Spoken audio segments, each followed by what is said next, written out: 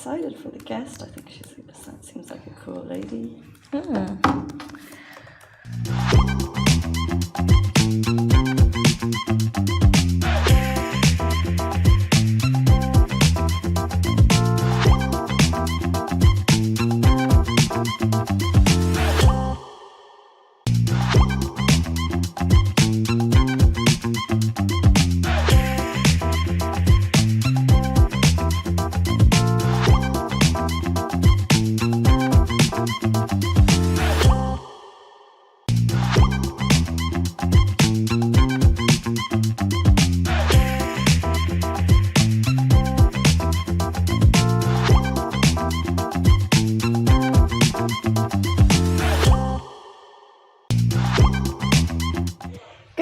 Dubai, it is Friday. We're so excited to kick off this weekend with you. Our top story on the Lovin Dubai show today, the overstay visa amnesty. We have everything you need to know. As well, parking is now paid at this Dubai neighborhood. Yes, it is. We're also talking about the exciting text messages top performing students in Dubai received from the one and only His Highness Sheikh Hamdan.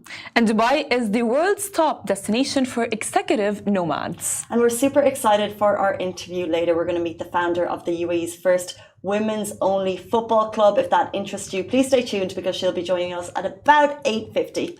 I mean, honestly, talk about women empowerment. It is 328 days since the genocide began in Gaza on October 7. The current death toll stands at 40,602. The number of injured people is 93,855, and 1.9 million people have been displaced from their homes. In today's rapid weather report, you'll have felt that humidity. We're looking at highs of 39 degrees.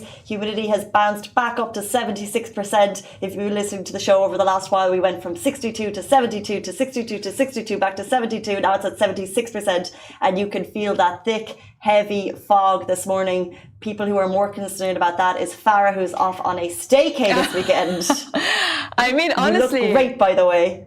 I mean, I am so ready, like emotionally and mentally for the staycation. Emotionally ready for a staycation. How on earth did you make yourself emotionally ready? Was that tough for you? Yeah, because you know what? Because like I needed to get the good amount of sleep. I needed to be like, you know what, Farah, you are not going to be sleeping early, the staycation. Oh, really? Literally. Because like, I can't, why would I go on a staycation and like be in bed by like, I don't know, 10 p.m. Because the beds are so comfortable. Yeah, I love nothing more than getting into it. Oh my God, my age. Well, my age. No, it's okay. It's sunny. So you stay up late on staycations. Okay, I get the vibe. Because it's like it's vibe. like, you know, because like I sleep early every single day. So like I have had like this idea embedded in everyone's heads. It's like, oh, Farah, they have like they think it's funny, but it's not funny. It's like, oh my God, Farah, it's past your bedtime. And I'm like, it's the weekend, you guys. I don't sleep early on the weekends. So what's late? Like 1 a.m. YOLO. Yeah, exactly. 2 a.m. But yeah.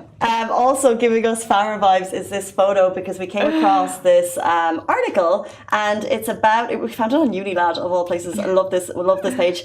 People claim there is one phrase that immediately reveals if someone is rich. So if they say this one thing, they're not boasting, but you can still tell they're wealthy. What do you think it is? I think that they say, if you ask someone, like, it's like, they'll be like, oh yeah, I'm comfortable. Oh yeah, that's it. Literally, because like, you know, because like that's what my family says all the time. It's like when someone asks them about like, you know, like the money and so on. Farah's like, family got the cash. I mean, wink, wink, wink, wink.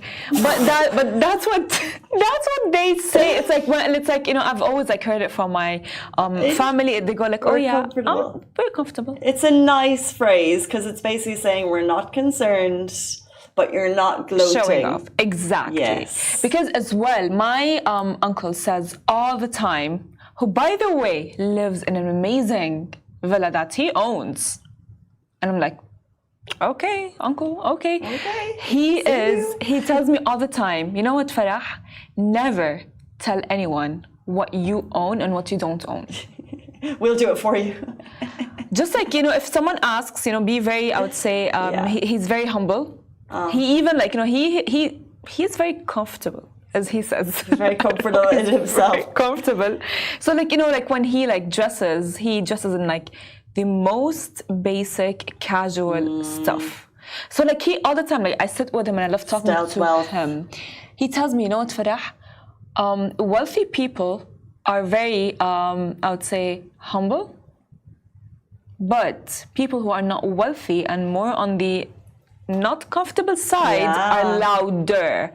So interesting. Because like if you, and by the way, he's right. Like for example, let's look at Adam Sandler.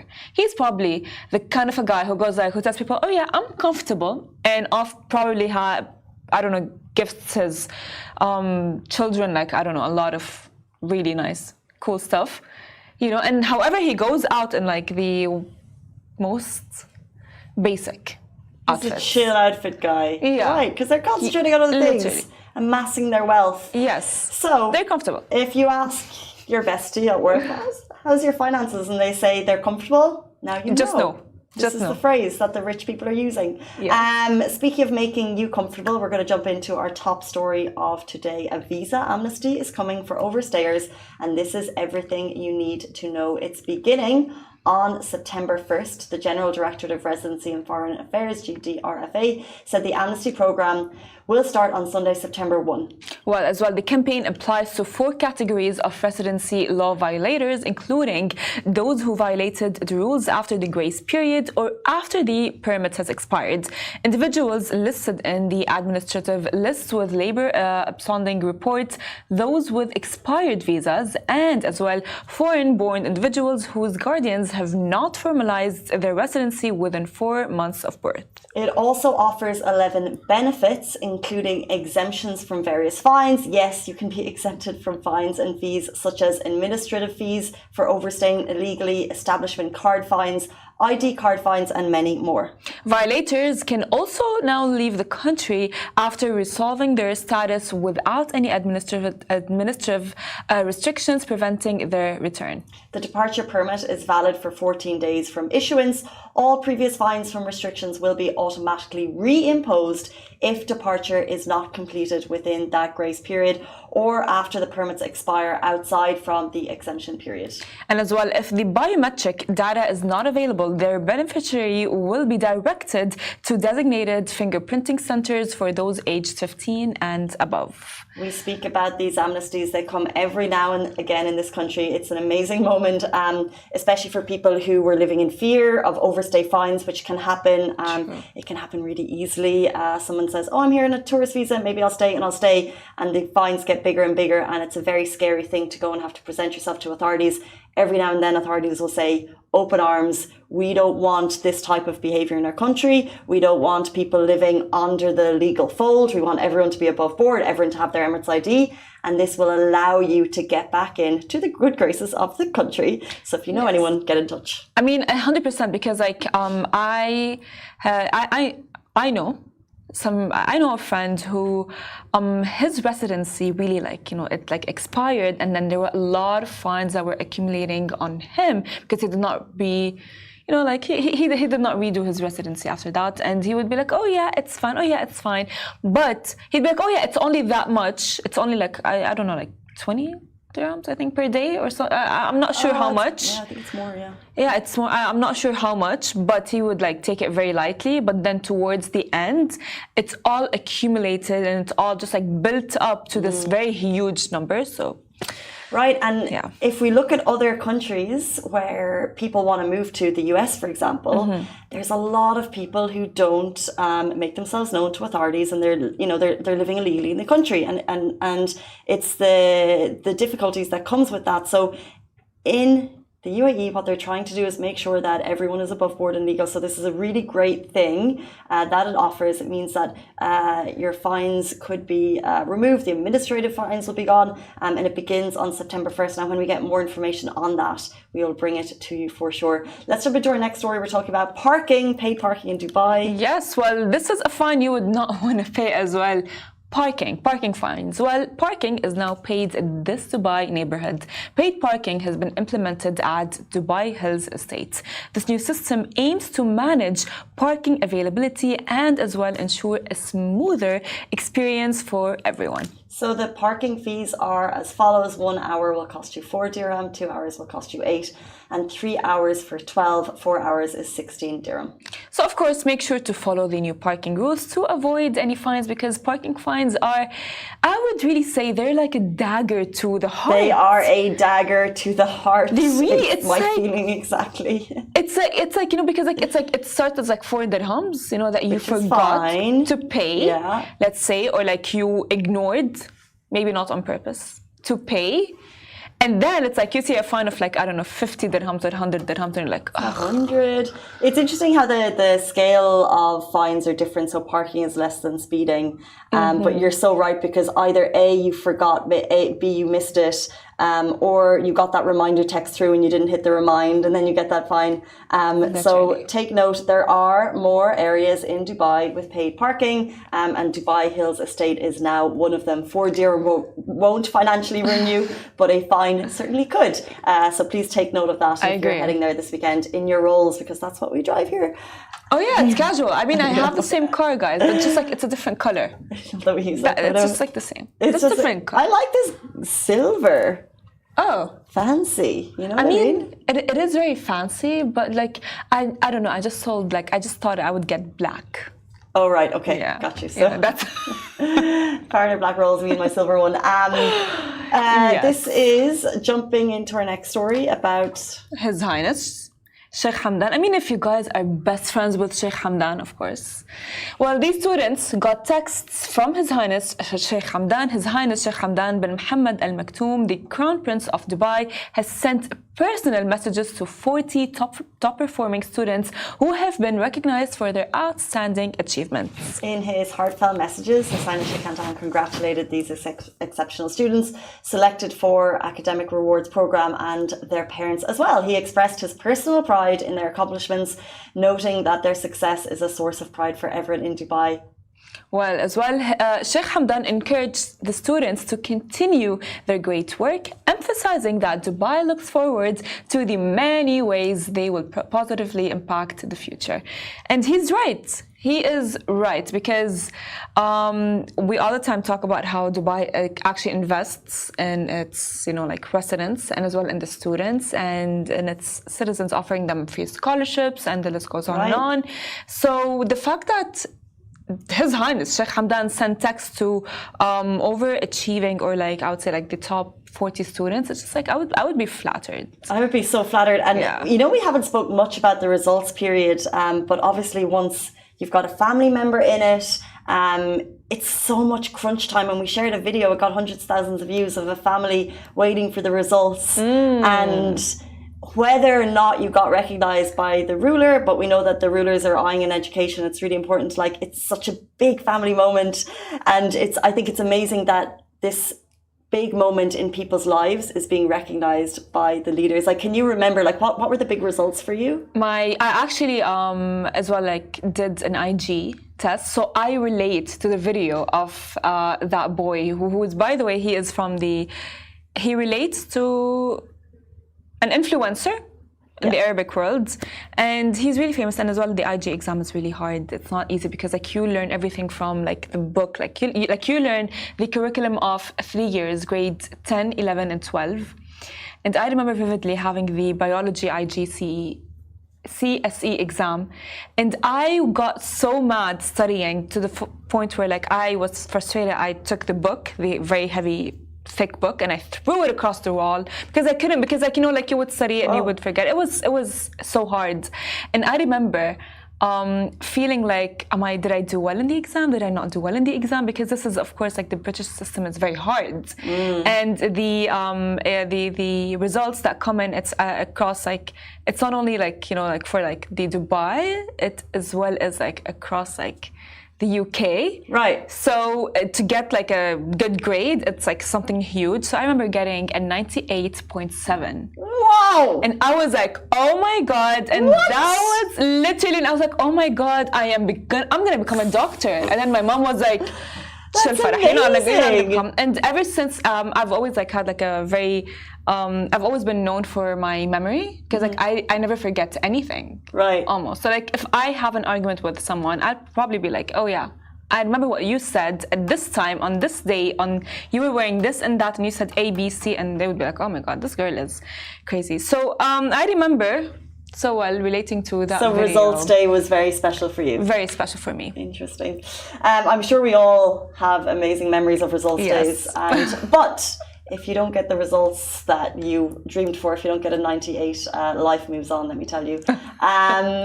Before we jump into our next story, we want to level up your swag game. The Lovin merch has dropped, and there's so many cool, customizable things available on the Lovin merch website. So basically we've got like t-shirts and hoodies, and then you can customize it to your city. So of course we'll always rep Dubai, we love Dubai, but Lovin works across 22 cities, and you can customize your winter uniform or your summer uniform based on the city that you love. So grab your Lovin gear now before it is snapped up.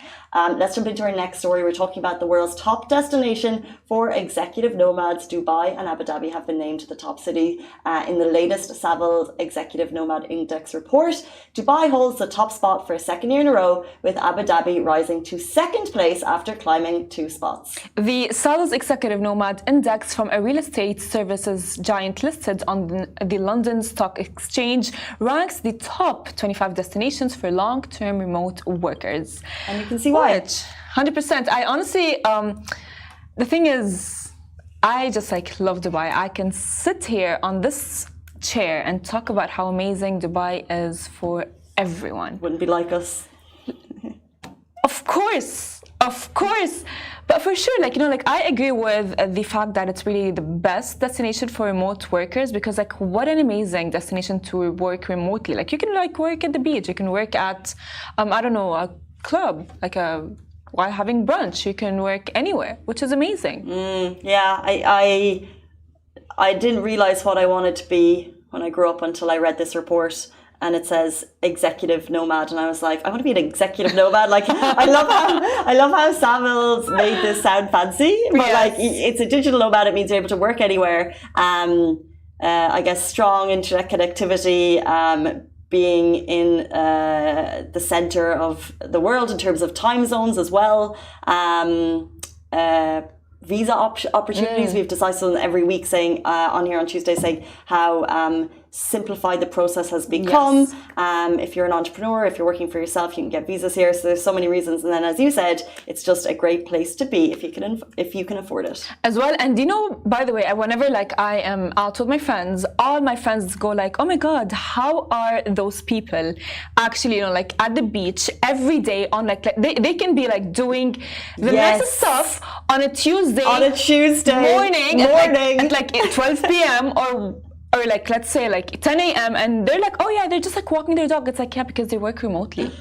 Do you think, I'm always the same, I always think it's crew, you know, I don't do morning gym anymore, but when I was, and you'd leave at like 8 or whatever time, and people would be strolling in, and you'd be like, what are you doing with your day? Yeah. Do you not Literally an office to be in? Literally, my friends and I all the time go like, I just wish I can ask that guy what does he do? What does he do? What does he do? Right. And I go like, yeah, I agree with you, but you know, he's probably like working from the comfort of his, I don't know, phone or you know, we'll just iPad. pick up this studio and put it somewhere else. Yeah, we'll just be like but I would put it at West Beach, because you can see why the city is so attractive to people from around the world.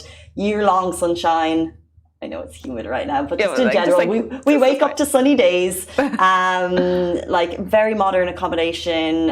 It's clean, it's safe, it's efficient. If I was anywhere around the world, and I know we wave the flag for Dubai and the UAE, but I can see why, and how amazing to be recognized on this kind of international report. This isn't a locally made report; it's international, and we love the recognition from the international reports. Something also that we love is female representation, and we are so excited to welcome the founder of the UAE's first women's only football club. She's going to be with us after this very short break. Do stay tuned.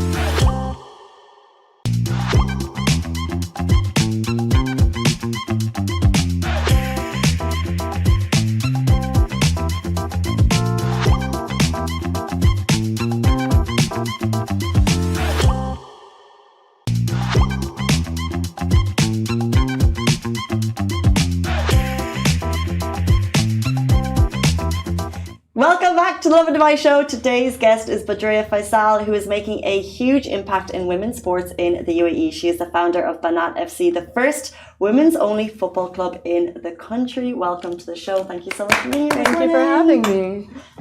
Thank you for being here and being honestly I love the fact that there's a football club for women. So my first question is, what inspired you to launch Banat FC on Emirati's Women's Day? Well, I've been working in men's football my whole life. And I was always, my goal in my life or in my career was elevating the representation of Arab sports and Arab football. So I always wanted to show the best of what we had, because there was always a misconception of, there's just a lot of money here, players are spoiled, there's no appreciation, but it was nothing like that, which I knew because I've worked with the league, a club, with players themselves. So I took it very personally and decided to do something for the industry on different levels. So whether with brands, telling stories that actually reflected Arab football or UAE football, and more personal stories. So I was always focused on the men's side of things. And then after shooting a campaign that I did in Egypt, which was one of my favorites, on my way back, I saw something on social media from a club in Saudi that really just made my blood boil a little bit, because it wasn't the content itself. It was just the formatting was off. It was not done with best practices in mind at all. See? Just very basic social media posts for clubs that have tons of money and international superstars, which felt wrong. It felt like if you have all that money to put into your club, the least you can do is hire one person that knows what they're doing and reflect that and represent it to the rest of the world. Because if they're only seeing this, then you're just making us all look bad. So at that point, I decided to start my own club. Instead of servicing clubs and consulting and trying to improve the industry with different partners, I decided to do my own thing, and I'll create that benchmark myself. And initially, it was a bit of a wild idea. I wanted to start a fake football club online, something that didn't exist, but recruit friends from the community, influencers, and make them footballers, create an actual kit, get sponsors, show them what I could do with a fake football club, which is better than what they had with a real one, and actually do something, turn it into a community project. And then a couple days after I saw,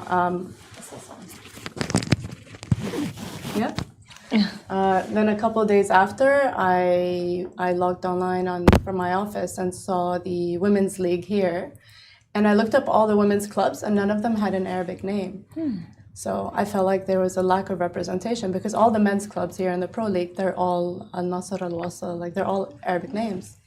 And that's when I decided, why waste my efforts on a fake club instead of actually helping a sector that I've honestly not given enough attention to at all.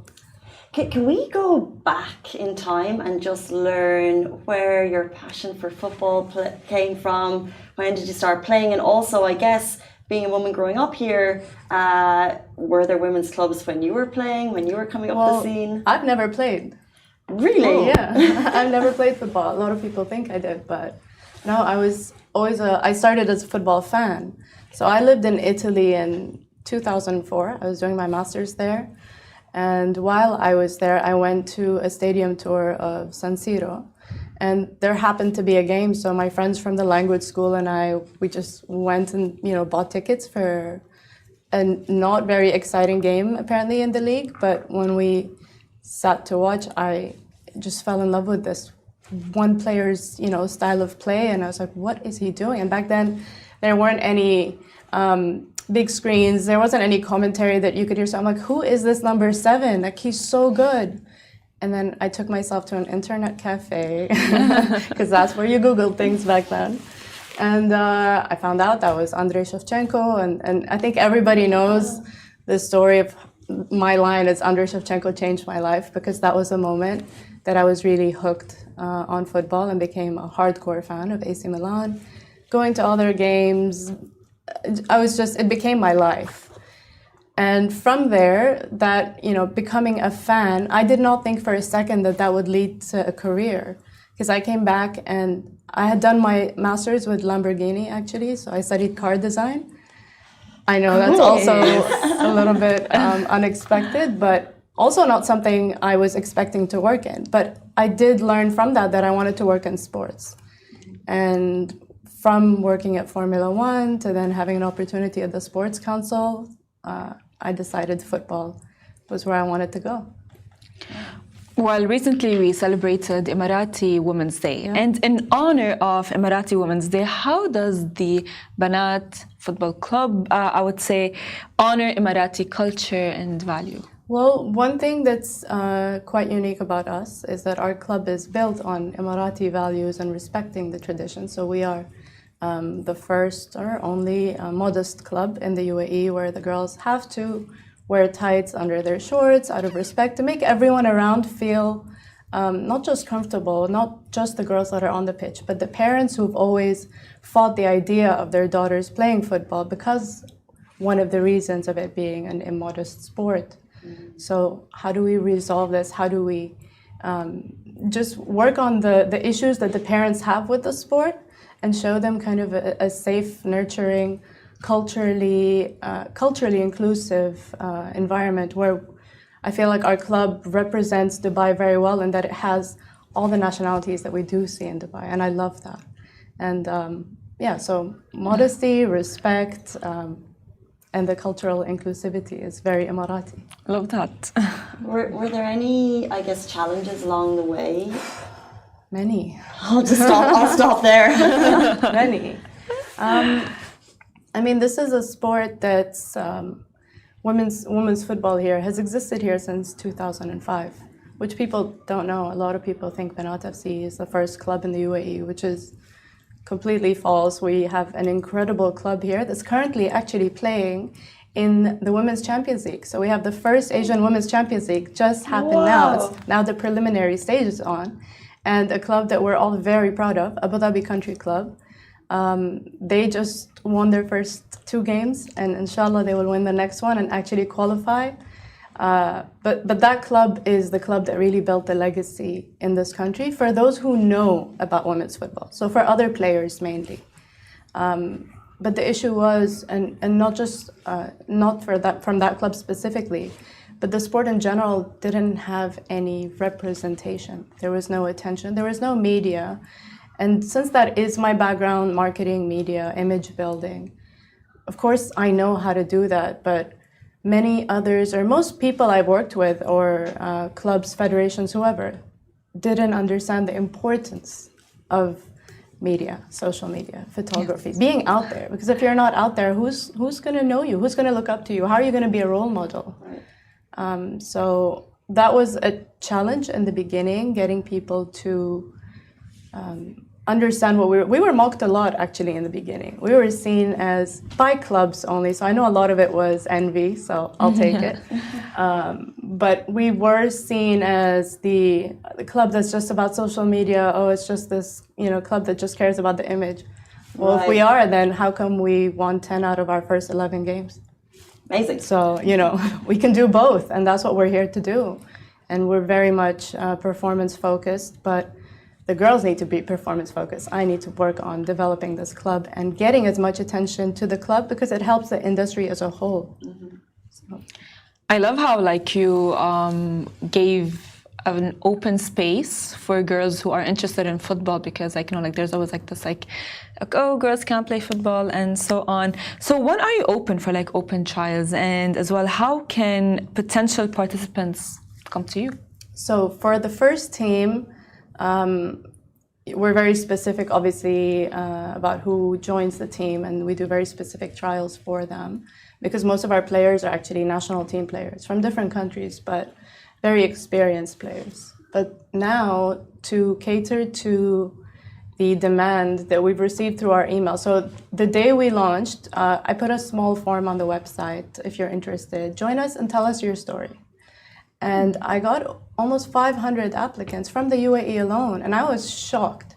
Every month or every day when I get something and I read their story, I'm like, I didn't know there were that many girls that played or wanted to play, and I felt so guilty that I never gave the women here the attention they deserved. And I felt like I had a much bigger opportunity to make a difference and kind of change their lives to the better a little bit if I helped them, gave them an opportunity to play. And that's why we just launched the Academy.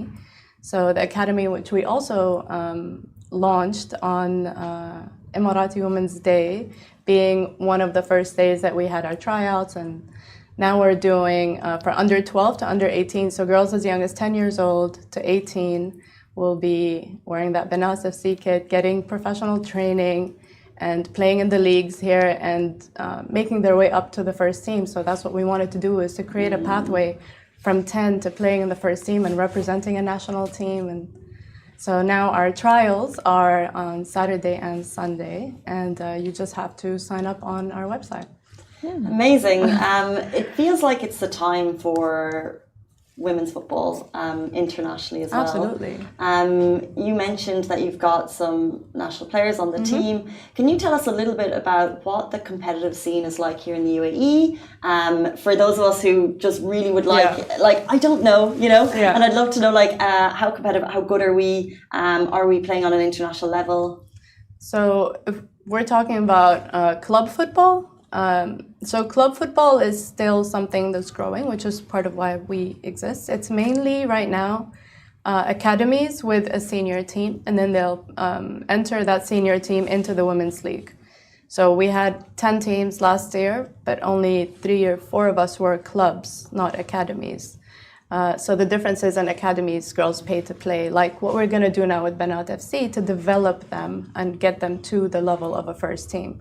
So currently, because we don't have enough clubs, it is still a great way for the girls to get the best kind of competition out there, is to play in the league, of course, whether first or second division. But now things are changing, that we are getting more clubs also, not just since Banat FC, but there's other things popping up in Abu Dhabi, which really is the home of football here. So Abu Dhabi is where it all started and where it all grew.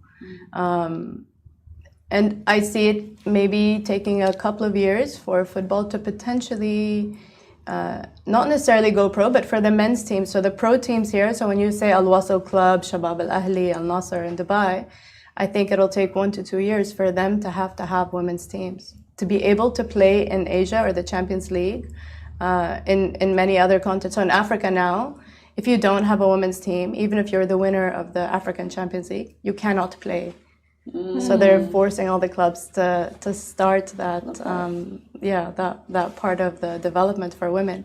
So I think that's going to happen very soon, and that's going to change everything here. Well, Banat FC, why did you choose an Arabic name? Because and what is the meaning behind it?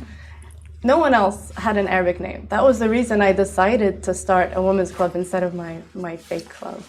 And Banat means girls. Yeah. It's the simplest name that I could come up with. And when I told my husband about it, he said, you know what, that's the first name that came to my mind too. Like, it's such a simple name, which I was advised against by some people in the industry. He said, don't do it. No one's going to take you seriously. You need like a heavy name. I'm like, okay, just leave the marketing to me. You do the rest.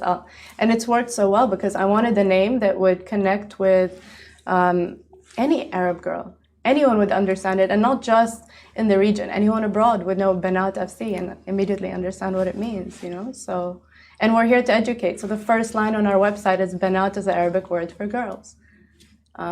A lot of people living here don't speak Arabic. Did you know that Banat meant girls? I learned recently in the last 24 hours. But see, that's a good thing. So now you know the word that matters. Yes, exactly. Jamila Banat. Oh, I love that. I want to ask, you mentioned that you're a modest club. I wonder, do you have any, or what advice, for example, would you give to people who are nervous about starting football for the first time? Maybe their moms haven't played it, but maybe they're keen. Have you had people reach out to you who just would like advice on the sport? Yeah, I have. And especially now with the academy, we have some girls writing saying, they really want to play, but her father won't let her be photographed. And obviously we have to cater to all of that in the academy, not on the first team. On the first team, everyone has to have public social media accounts. Like, you're here to be role models and to change the game. So it's not about you. It's about showing everyone else what they can be. But for the academy, we have to respect these cultural boundaries and how families perceive things, because it's still very new. So we've been talking to families, we've been talking to parents, we've been reassuring them. We have girls that you can't photograph this one. All right, so everybody knows, everyone on the staff, do not photograph this girl at all. And as long as they're just having and something else. No, maybe I'll announce this one later. No, we'll do this one later. But we want to give everyone a chance to play football. So not just the professional players like the first team or the academy girls, 10 to 18. But there are a lot of older girls that wrote in their stories. I'm talking girls in their 30s, late 30s, saying it was always their dream to play, and they've never even seen a possibility. They've never seen a place or a club that was out there for them to say, oh, you could actually play. And they talk about how sad it is that they missed out. And I want to try and give these girls as well, these women, a chance to play in a different kind of setting. But yeah. Well, what can participants expect at your upcoming open trials? At the Academy Trials, which is in Ripe Market, it's a great venue, which we've signed on with for the year. We're playing on an 11-a-side pitch. We have our first team coach who's actually coaching the under 18s and 16s together at the start before we split them up into levels. We have a great welcome kit for all the girls, of course, since we also just signed with Nike, which is huge for us. Wow.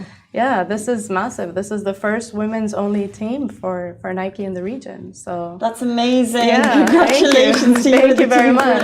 That's really great. Thank you. It's huge. And we have events coming up. We're doing our jersey reveals, and the Academy girls are going to get to wear the same Nike jerseys, and they're going to get to flex when they go out, after training with their parents. And I can't wait to see that. My favorite thing is seeing girls with their parents after academy trainings in all their academy kits, and I can't wait to see Banat FC kits on everyone. Oh, we can't wait either. So much. To the naysayers and the other clubs who said, why are you doing this social media? They have their answer. There you go. There you go. That is Badreya Faisal, the founder of Banat FC. Congratulations to you and the team. We cannot wait to hear more of the stories and follow it. That brings us to the end of the show on this Friday morning. Thank you, Farah. Thank you, Casey. Have a fabulous weekend. We'll be back here with you on Monday morning, same time, same place. Bye-bye.